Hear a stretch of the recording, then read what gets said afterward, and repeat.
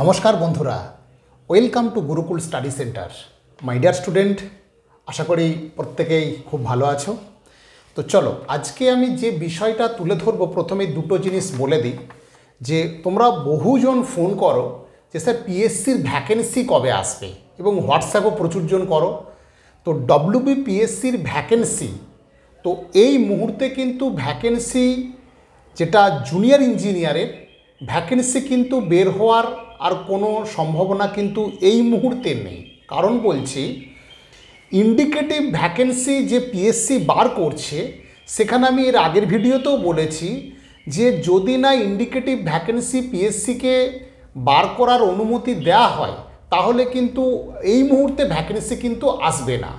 কারণ সিভিলের ভ্যাকেন্সি তৈরি হয়ে গেলেও সেখানে মেকানিক্যাল আর ইলেকট্রিক্যালের ভ্যাকেন্সি ইন্ডিকেটিভ হিসেবে ডিপার্টমেন্ট থেকে না আসার জন্য এই ভ্যাকেন্সি কিন্তু চট করে পাবলিশ হবে না।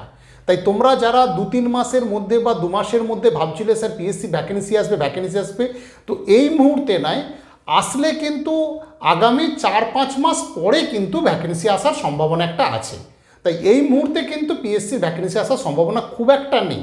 যেটুকু তথ্য ওখান থেকে পেয়েছিলাম, আমি তোমাদের এর আগের ভিডিওতেও বলেছি, আবারও বলছি যে ইন্ডিকেটিভ ভ্যাকেন্সি হিসেবে এখনও পর্যন্ত কিন্তু আলাদা আলাদা করে মেকানিক্যাল, ইলেকট্রিক্যাল আর সিভিলের ভ্যাকেন্সি বের করার কিন্তু কোনো রাস্তা নেই। যদি হতো তাহলে কিন্তু সিভিলটা বেরিয়ে যেত। তাই আলাদা করে যেহেতু বের হবে না, তাই এই মুহূর্তে তোমরা পিএসসির ভ্যাকেন্সি নিয়ে কিন্তু আশাবাদী হয়ে আমার মনে হয় খুব একটা লাভ হবে না। কিন্তু তোমরা টেকনিক্যাল পড়লে ওবিসি কেসের ফয়সালা হয়ে গেলে আশা করা যায় কেএমসির কিন্তু ভ্যাকেন্সি আসবেই। সেক্ষেত্রে তোমাদের কাছে কিন্তু এটা একটা বিরাট সুযোগ হবে যে যেহেতু কোর টেকনিক্যাল এক্সাম, তাহলে কিন্তু সেই সুবিধাটা হবে।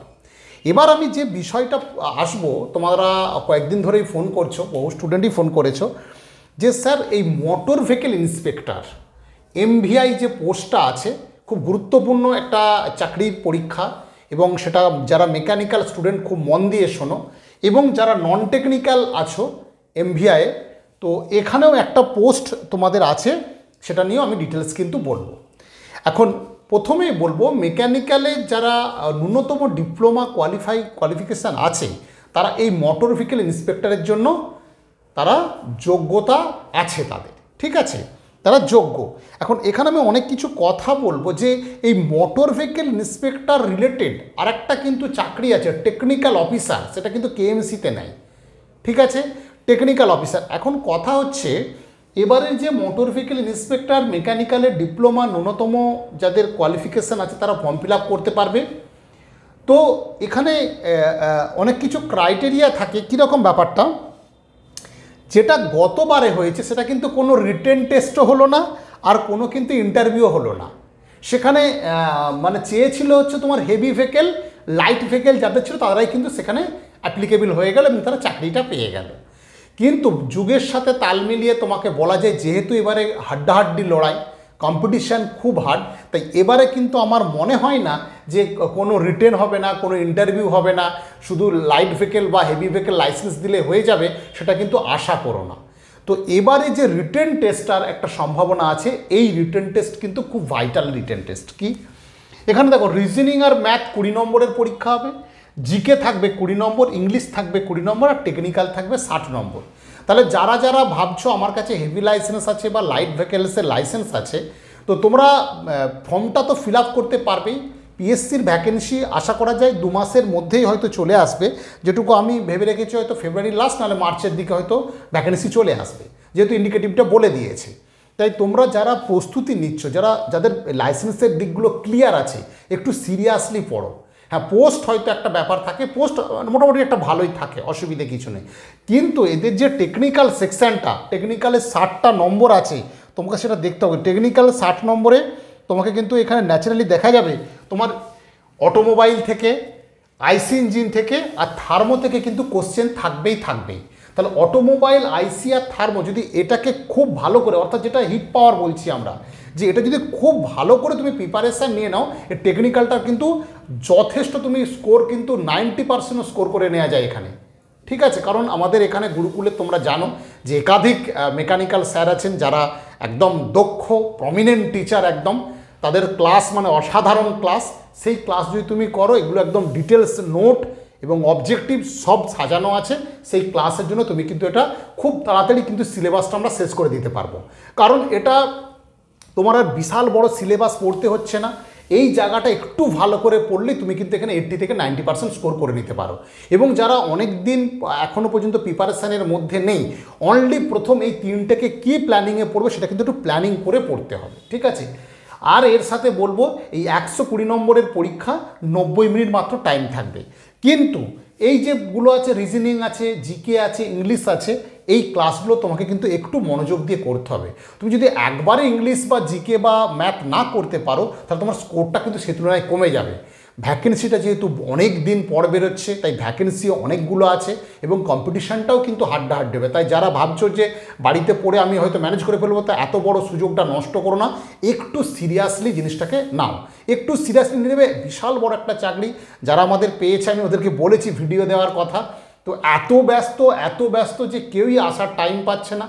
আর একটা কথা, আমাদের তো এখানে শনিবার রবিবারের ছাড়া অন্য ডেটগুলো হয় না, তাই শনি রবিবার ছাড়া আমরাও টাইম দিতে পারি না। সেই জন্য ওদেরকে আমরা বলেছি আমাদের ছাত্রদের, যদি আসে তোমাদের কিন্তু ভিডিও আমি প্রোভাইড করে দেব। এটা একটা। আর একটা তোমাদের বলি, এই যে টেকনিক্যাল অফিসার যেটা আছে কেএমসিতে নেয়, এখানেও কিন্তু মেনলি তোমার কিন্তু যেটা অনলি টেকনিক্যাল এক্সাম হয়, অনলি টেকনিক্যাল এক্সাম 100 মার্কসের এক্সাম থাকে, আর তার সাথে কিন্তু একটা ইন্টারভিউ থাকে, ঠিক আছে। তো তোমরা এই দুটো পোস্ট আবার বেরোনোর এই পোস্টটাও একটা বেরোনোর সম্ভাবনা আছে। একটু কিন্তু ভালো করে প্রিপারেশান নিলে এই পরীক্ষাটা কিন্তু ক্লিয়ার হয়ে যাবে আশা করছি আমরা, কারণ খুব ভাইটাল পরীক্ষা, দারুণ একটা পোস্ট। এটা মানে বুঝতেই পারছো, যে কোনো গাড়িকে তোমার একটা দাঁড় করিয়ে দেওয়ার ক্ষমতা আছে, একটা মানে সেরকম একটা ড্রেস তুমি পাচ্ছ, খাঁকি একটা ড্রেস পাচ্ছ। তো এটা কিন্তু একটা টেকনিক্যাল ছেলেদের ক্ষেত্রে কিন্তু খুব একটা ভাইটাল। আর কিন্তু কম্পিটিশানটা তুলনামূলক এবারে হয়তো একটু বেশি হবে, হলেও অনেক কিন্তু কম কাট অফেও কিন্তু এই চাকরিটা হয়ে যায়, ঠিক আছে। এবার হচ্ছে দেখা গেছে, এগুলো আমি বারবার ছেলেদের বলি যে কখনো এই পরীক্ষাগুলো হয়তো কোনো ইন্টারভিউ হয় না, কোনো রিটেন হয় না। তাই তোমরা অনেকেই ভাবো যে স্যার এবারে কি আমাদের রিটেন হবে, ইন্টারভিউ হবে। তোমরা অনেকবার আমাকে ফোন করছো, এই ফোন আমি অনেক পেয়েছি, কিন্তু না, তোমরা ওটা ধরে আগাবে না। যে তুমি ধরো রিটেন হবে, তোমাকে পারফর্ম করতে হবে, সেইভাবেই তোমাকে কিন্তু প্রস্তুতিটা নিতে হবে। এবার যারা জেনারেল ক্যান্ডিডেট আছো, জেনারেল ক্যান্ডিডেট তোমাদের বলি, এটাও একটা ভালো পোস্ট। যারা পুলিশের প্রিপারেশান নিচ্ছ, যারা গ্র্যাজুয়েশান আছে, তাদের কিন্তু এটা খুব ভাইটাল, কারণ এখন তারা প্রিপারেশানের মধ্যেই আছো।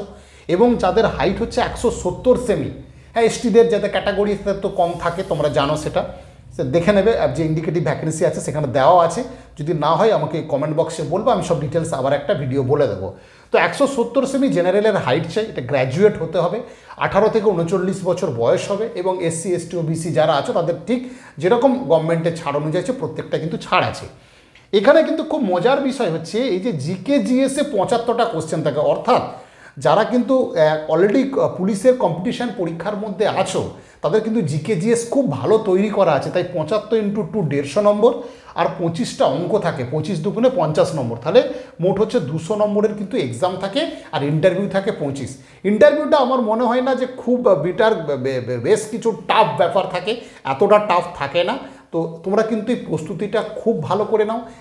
এই মুহূর্তে কিন্তু পিএসসির একটা জোর ভ্যাকেন্সি আছে, আর তোমরা পিএসসির যে একটা আমি ক্যালেন্ডারই বলি, প্রকাশ অলরেডি করে দিয়েছে। তো সেখানে কিন্তু এপ্রিল মাসের পর থেকে কিন্তু পরীক্ষার একটা লাগাতার মরশুম চলবে, তোমরা ভালো করে প্রস্তুতিটা নাও।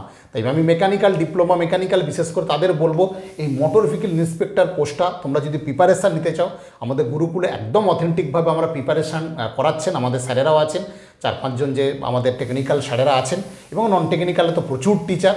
তো তোমরা সেটা অনলাইন অফলাইন দুটো মোডেই পেয়ে যাবে, কোনো অসুবিধা নেই।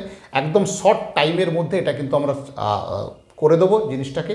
তো যদি তোমাদের সেরকম দরকার হয়, আমাদের প্রথমেই যে আমাদের গুরুকুলের যে নম্বর দিয়েছি, এটা কলকাতা গড়িয়া স্টেশনের কাছে অবস্থিত, সেই নম্বরে তোমরা ফোন করে নাও বা হোয়াটসঅ্যাপ করে নাও, দিয়ে আমাদের কিন্তু ক্লাসটা তোমরা স্টার্ট করে দাও। কারণ এর টাইম কিন্তু খুব বেশি পাবে না, এটা কিন্তু দ্রুত রিক্রুটমেন্ট হবে।